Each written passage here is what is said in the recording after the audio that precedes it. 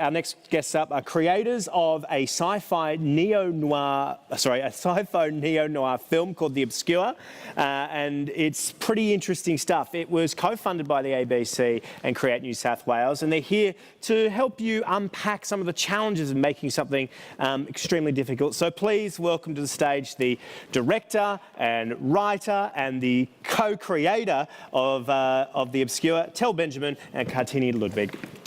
Hi. Thanks guys. Take it away. Thank you. Good morning. Hello, everyone. Good morning. We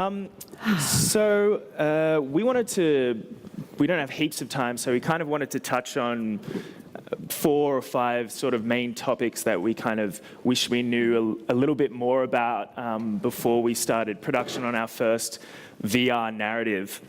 And I think context is kind of important in terms of how we both got into storytelling in VR. Kartini, you were pretty much my catalyst for the whole new world of VR. So do you want to... Yeah, totally. I'll kick it off. So I traditionally worked a bit more in the art world and working in immersive installation and large-scale installation for the Biennale of Sydney, which, long story short, led me to work in VR for a North Sydney-based company called Lens Immersive. They're working on some really exciting tech in VR distribution and compression and things like that, and I was kind of working on a few little projects with them as a producer and office manager in that space. And kind of just naturally at the same time, I just wanted to kind of forward myself a bit and get as much experience and hands-on experience in any kind of production, which serendipitously led me to find Tel, who was working on a short, like a traditional short film called Ladylike. And I guess just being on that set and being in that experience and seeing Tel direct and what he had written in that space really inspired me, especially how we're both quite, I guess, considered quite young, emerging creatives, and it really just inspired me how you can kind of engage your local community to kind of pull these kind of projects together, and I was wondering how we could apply that to VR. So kind of out of nowhere, I was like, do you want to try and do this VR experience and see who else will get on board with us and make it happen? Yeah, so Kartini was like, have you ever thought about telling stories in VR? And I actually hadn't experienced any VR before. I've been really intrigued by the medium because I'm a big gamer and because I could see the potential for VR to be a great medium for storytelling. So Kartini came over and brought over a Gear VR headset, and we just watched heaps of content, which I think is one of the main important things when you're about to delve into making VR. Just really consuming as much film and animation and games as much as possible. So we did all of that, and I went out and I bought a PlayStation VR, so I had it at home. And something that I felt was kind of missing in the spectrum of VR was live action, narrative-driven VR stories that put the writing and the acting, the performances and the cinematography before the technology. So kind of got over the wow factor of VR and was like, okay, dramaturgically, how do we tell the best story in VR? And that was something that was sort of our jumping off point. We were like, how do we make something that you want to binge, that you want to get home and you want to watch and you want to go back into this world? So that was sort of the jumping off point. So I started writing The Obscure, which is a mini-series, and it sort of coincided with the ABC Create New South Wales development funding of last year. So we applied for that and for this, and that's a $20,000 grant. And we were little VR babies at the time. And we went in to have a meeting with wonderful Andrea, who's here today. And we had a chat with her. Oh, my mic's gone. We had a chat with her. It's back. We had a chat with her about the project, and she was super passionate and really enthralled by the idea. And Andrea was like, hey, you know, hypothetically, if we gave you this $20,000, do you reckon you could make the pilot episode? And we were like, yeah, absolutely. Not realizing that $20,000 in VR land is absolutely nothing. Yeah. So we got the funding Yep. and didn't have enough money to make it. So we were like, what are we going to do? But it was amazing. Like, it was really just pushed us to, we met with so many people and partnered up with a fantastic VR production company, Staples. It was really this kicking off point to just make us go, okay, we've got to do this. Let's bloody do it. Yeah, we definitely dived deep into uncharted territory at that point of time, and it was such a. This project, personally, it's so much more than I even originally thought that it could be, because we had these partners. So that was such an essential part of our production process, was to partner with this company who was willing to come on and help us, lend us the equipment and send us a technician and kind of handle most of post-production. So originally I kind of thought, oh, we'll just figure it out at some point, somehow, somewhere along the way. So yeah, it's really truly evolved into a lot more than I'd ever even planned and hoped it to be. And it was really interesting, I guess, and really important for us to engage our local community as much as possible and get as many driven creatives, I guess, like ourselves, who are just willing to dive in the deep end and problem solve on the go and do as much camera testing or whatever we needed to. And some of the things we learnt along the way were things like, I guess on the set, we found out that things like our camera setup and our lighting setup took a lot longer than we maybe had thought originally, despite how much camera testing we did. And then things like... Those surprises kind of came into the writing as well, exactly. where we when I started writing it, I kind of very quickly realized that when you're... Hey, look at that, great. When you're writing for VR, you really are writing around the artifice and the technology. So kind of one of the first questions that I had for myself as a writer was, what perspective do I want the audience to view this in? And that is a huge question dramaturgically. And how is the observer, how is the viewer going to experience this story? So I was like, is the perspective first-person perspective? Are you a character in the film, or are you a sort of a fly on the wall? And in my experience, when I was viewing something as like a fly on the wall, as an outsider, I really did feel like an outsider. It kind of broke the immersion a little bit for me. So I decided I wanted the audience member to play the role of our lead character, a young woman named Clementine. And that sort of brought up its own issues as well. It's like, what if Clementine starts speaking? Is that going to be weird for the audience? They're sitting there watching this thing and then all of a sudden they're talking. So what if she has mutism? That was an interesting solve that we kind of discovered in the writing, and that really played in thematically into what I was wanting to explore in the film, themes of prejudice and that sort of thing.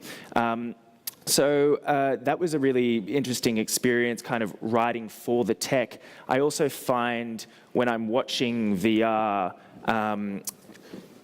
when you're cutting, if you're editing, if you're cutting away between different scenes and you're being transported to different locations, you continuously have to keep settling back into these environments. And I find that really discombobulating when I'm watching VR.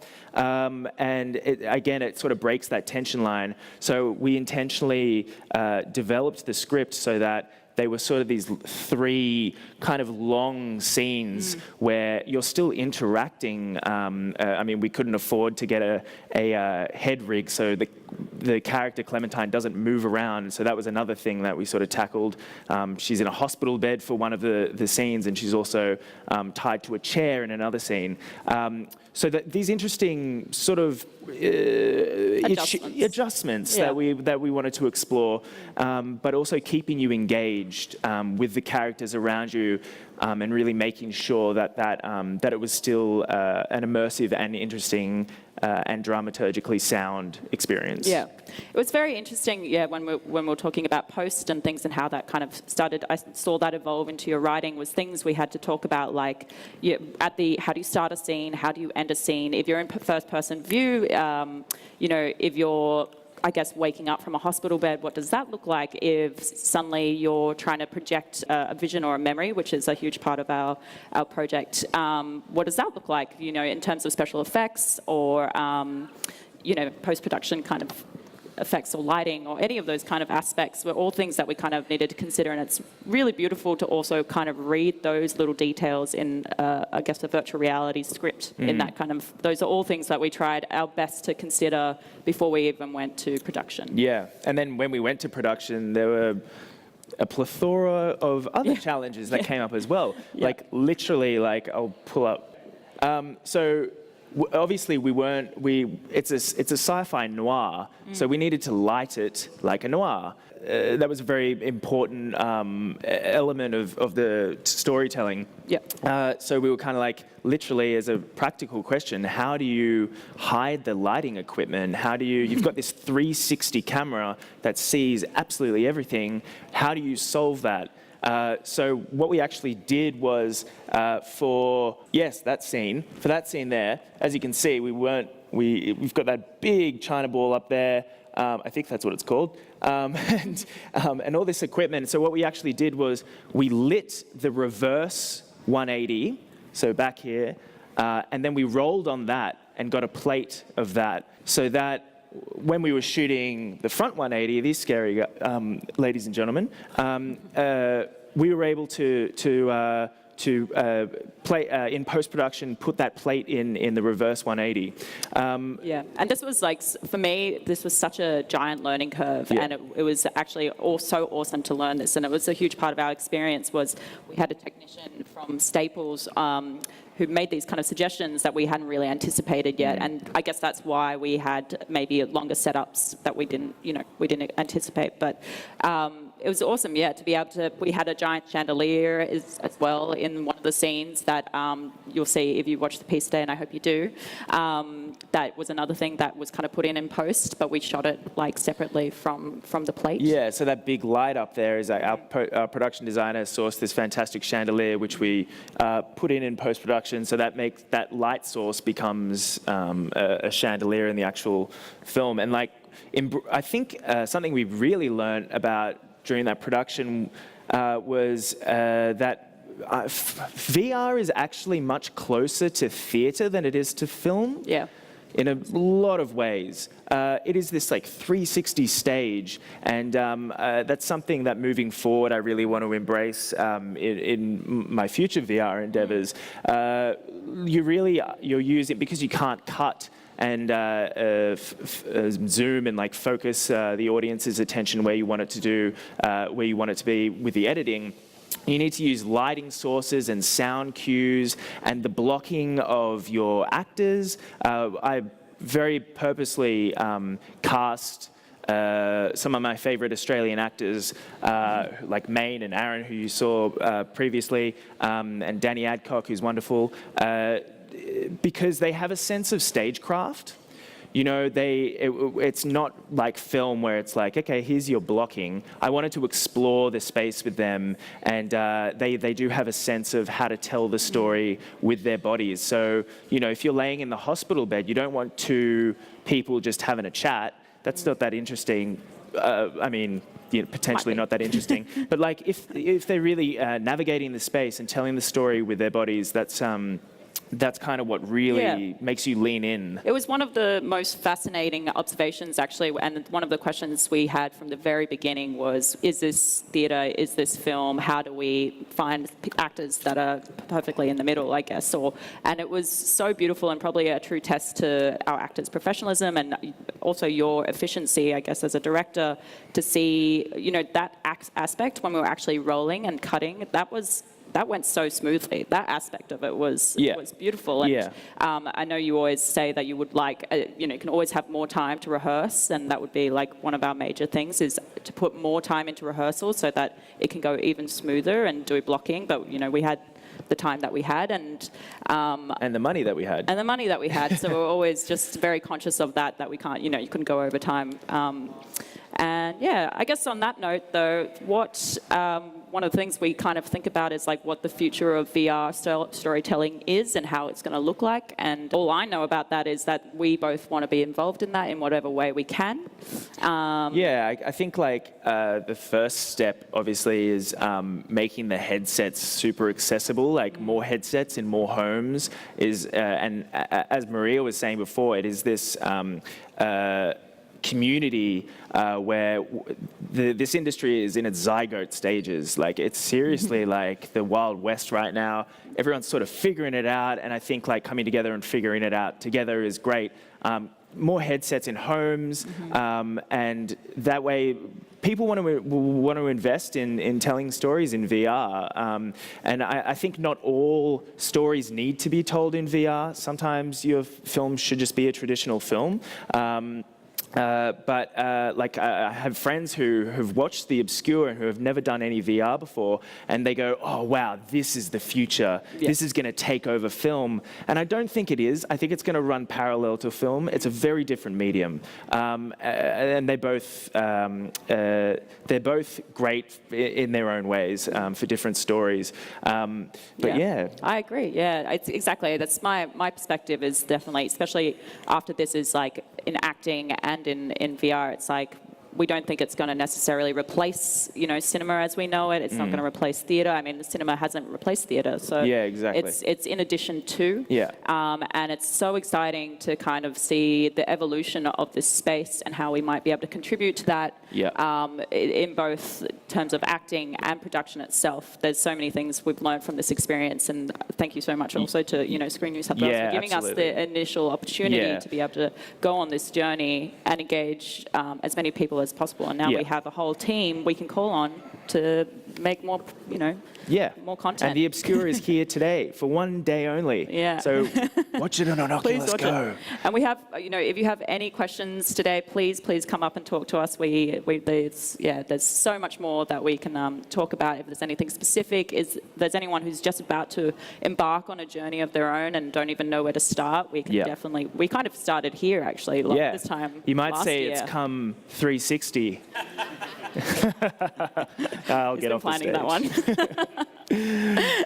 Yes, thank you. Thank you, Tel and Kartini.